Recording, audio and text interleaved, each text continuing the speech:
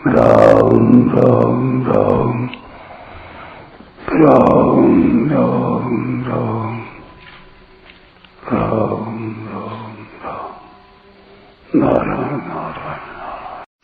यत्साङ्ख्यैः प्राप्यते स्थानम् तद्योगैरपि गम्यते। एकम् सांख्यं च योगं च यः पश्यति स पश्यति। 5वां श्लोक। सांख्य योगियों के द्वारा जो तत्व प्राप्त किया जाता है, कर्मयोगियों के द्वारा भी वही तत्व प्राप्त किया जाता है। अतः जो मनुष्य सांख्य योग और कर्मयोग को फल रूप में एक देखता है वही ठीक देखता है। व्याख्या। यत् सांख्यैः प्राप्यते स्थानम तद योगैरपि गम्यते। पूर्व श्लोक के उत्तरार्ध में भगवान ने कहा था कि एक साधन में भी अच्छी तरह से स्थित होकर मनुष्य दोनों साधनों के फल रूप परमात्म तत्व को प्राप्त कर लेता है। उसी बात की पुष्टि भगवान उपर्युक्त पदों में दूसरे ढंग से कर रहे हैं कि जो तत्व सांख्य योगी प्राप्त करते हैं वही तत्व कर्मयोगी भी प्राप्त करते हैं। संसार में जो यह मान्यता है कि कर्मयोग से कल्याण नहीं होता, कल्याण तो ज्ञान योग से ही होता है, इस मान्यता को दूर करने के लिए यहाँ अपि अव्यय का प्रयोग किया गया है।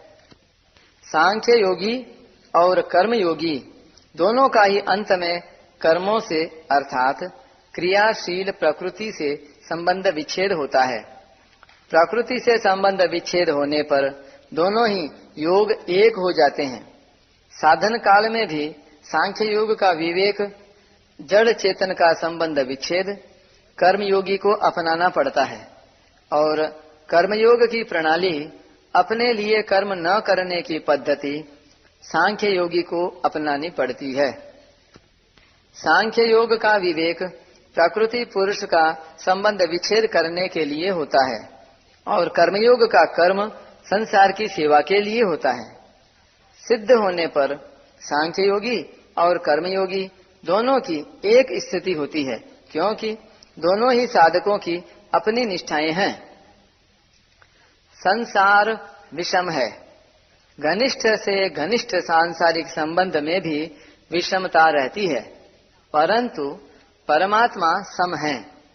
अतः समरूप परमात्मा की प्राप्ति संसार से सर्वथा संबंध विच्छेद होने पर ही होती है। संसार से संबंध विच्छेद करने के लिए दो योग मार्ग हैं, ज्ञान योग और कर्म योग। मेरे सत स्वरूप में कभी अभाव नहीं होता, जबकि कामना आसक्ति अभाव में ही पैदा होती है। ऐसा समझकर असंग हो जाए, यह ज्ञान योग है। जिन वस्तुओं में साधक का राग है उन वस्तुओं को दूसरों की सेवा में खर्च कर दे और जिन व्यक्तियों में राग है उनकी निस्वार्थ भाव से सेवा कर दे, यह कर्मयोग है। इस प्रकार ज्ञान योग में विवेक विचार के द्वारा और कर्मयोग में सेवा के द्वारा संसार से संबंध विच्छेद हो जाता है। एकम सांख्यम च योगम च यह पश्यति स पश्यति। पूर्व श्लोक के पूर्वार्ध में भगवान ने व्यतिरेक रीति से कहा था कि सांख्य योग और कर्मयोग को बेसमझ लोग ही अलग अलग फल देने वाले कहते हैं। उसी बात को अब अन्वय रीति से कहते हैं कि जो मनुष्य इन दोनों साधनों को फल दृष्टि से एक देखता है वही यथार्थ रूप में देखता है। इस प्रकार चौथे और पांचवें श्लोक का सार यह है कि भगवान सांख्य योग और कर्म योग दोनों को स्वतंत्र साधन मानते हैं और दोनों का फल एक ही परमात्म तत्व की प्राप्ति मानते हैं। इस वास्तविकता को न जानने वाले मनुष्य को भगवान बेसमझ कहते हैं और इसे जानने वाले को भगवान यथार्थ जानने वाला बुद्धिमान कहते हैं। विशेष बात, किसी भी साधन की पूर्णता होने पर जीने की इच्छा, मरने का भय, पाने का लालच और करने का राग, ये चारों सर्वथा मिट जाते हैं। जो निरंतर मर रहा है, अर्थात जिसका निरंतर अभाव हो रहा है, उस शरीर में मरने का भय नहीं हो सकता।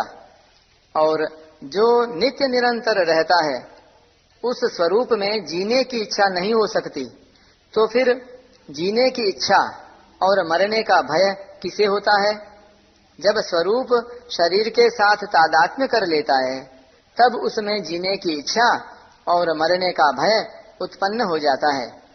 जीने की इच्छा और मरने का भय, ये दोनों ज्ञान योग से यानी विवेक द्वारा मिट जाते हैं। पाने की इच्छा उसमें होती है जिसमें कोई अभाव होता है। अपना स्वरूप भाव रूप है, उसमें कभी अभाव नहीं हो सकता। इसलिए स्वरूप में कभी पाने की इच्छा नहीं होती। पाने की इच्छा न होने से उसमें कभी करने का राग उत्पन्न नहीं होता। स्वयं भाव रूप होते हुए भी जब स्वरूप अभाव रूप शरीर के साथ तादात्म्य कर लेता है, तब उसे अपने में अभाव प्रतीत होने लग जाता है, जिससे उसमें पाने की इच्छा उत्पन्न हो जाती है और पाने की इच्छा से करने का राग उत्पन्न हो जाता है। पाने की इच्छा और करने का राग, ये दोनों कर्मयोग से मिट जाते हैं। ज्ञान योग और कर्म योग, इन दोनों साधनों में से किसी एक साधन की पूर्णता होने पर जीने की इच्छा, मरने का भय, पाने का लालच और करने का राग, ये चारों सर्वथा मिट जाते हैं। परिशिष्ट भाव, सांख्य योग और कर्म योग दोनों साधन लौकिक होने से एक ही हैं। सांख्य योग में साधक चिन्मयता में स्थित होता है और चिन्मयता में स्थित होने पर जड़ता का त्याग हो जाता है। कर्मयोग में साधक जड़ता का त्याग करता है और जड़ता का त्याग होने पर चिन्मयता में स्थिति हो जाती है।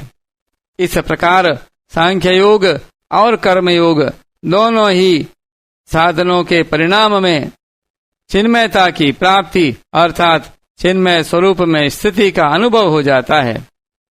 शरीर को संसार की सेवा में लगा देना कर्मयोग है और शरीर से स्वयं अलग हो जाना ज्ञान योग है। चाहे शरीर को संसार की सेवा में लगा दें, चाहे शरीर से स्वयं अलग हो जाएं, दोनों का परिणाम एक ही होगा, अर्थात दोनों ही साधनों से संसार से संबंध विच्छेद होकर स्वरूप में स्थिति हो जाएगी। यहाँ चौथे पांचवें श्लोकों में चौथे श्लोक के पूर्वार्ध का संबंध पांचवें श्लोक के उत्तरार्ध के साथ है और पांचवें श्लोक के पूर्वार्ध का संबंध चौथे श्लोक के उत्तरार्ध के साथ है। कर्मयोग, ज्ञान योग और भक्ति योग, इन तीन साधनों में ज्ञान योग और भक्ति योग का प्रचार तो अधिक है, पर कर्मयोग का प्रचार बहुत कम है। भगवान ने भी गीता में कहा है कि बहुत समय बीत जाने के कारण यह कर्मयोग इस मनुष्य लोक में लुप्त प्राय हो गया है। इसलिए कर्मयोग के संबंध में यह धारणा बनी हुई है कि यह परमात्मा प्राप्ति का स्वतंत्र साधन नहीं है। अतः कर्मयोग का साधक या तो ज्ञान योग में चला जाता है अथवा भक्ति योग में चला जाता है। जैसे तावत् कर्माणि कुर्वीत न निर्विद्येत यावता मत कथा श्रवणादौ वा श्रद्धा यावन न जायते। तभी तक कर्म करना चाहिए जब तक भोगों से वैराग्य न हो जाए, ज्ञान योग का अधिकारी न बन जाए अथवा मेरी लीला कथा के श्रवण आदि में श्रद्धा न हो जाए, भक्ति योग का अधिकारी न बन जाए। परंतु यहाँ भगवान ज्ञान योग की तरह कर्मयोग को भी परमात्मा प्राप्ति का स्वतंत्र साधन बता रहे हैं। उपर्युक्त चौथे 5वें श्लोकों के सिवाय गीता में अनेक जगह कर्मयोग के द्वारा स्वतंत्रता पूर्वक तत्वज्ञान, परम शांति, मुक्ति अथवा परमात्म तत्व की प्राप्ति होने की बात आई है। जैसे तत् स्वयं योग संसिद्ध कालेनात्मनि विन्दति, योग युक्तो मुनिर्ब्रह्म न चिरेणाधिगच्छति, यज्ञायाचरतः कर्म समग्रं प्रविलीयते, ज्ञानाग्नि दग्ध कर्माणं तमाहुः पंडितं बुधः, युक्तः कर्म फलं त्यक्त्वा शांतिमाप्नोति नैष्ठिकीम्।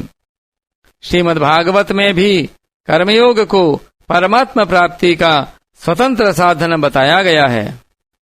स्वधर्मस्थो यजन यज्ञै रनाशिः काम उद्धव न याति स्वर्ग नरकौ यद्यन यन न समाचरेत।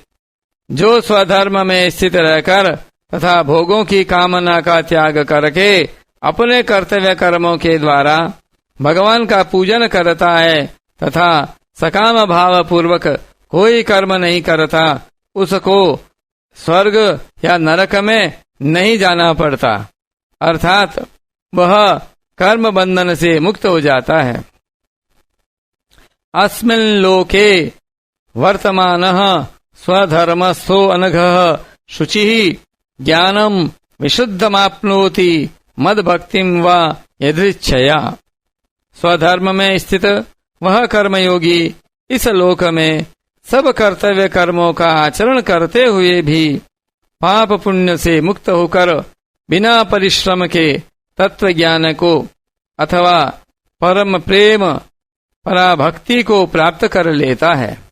तात्पर्य यह हुआ कि कर्मयोग साधक को ज्ञान योग अथवा भक्ति योग का अधिकारी भी बना देता है और स्वतंत्रता से कल्याण भी कर देता है। दूसरे शब्दों में कर्मयोग से साधन ज्ञान अथवा साधन भक्ति की प्राप्ति भी हो सकती है और साध्य ज्ञान, तत्व ज्ञान अथवा साध्य भक्ति, परम प्रेम या पराभक्ति की प्राप्ति भी हो सकती है।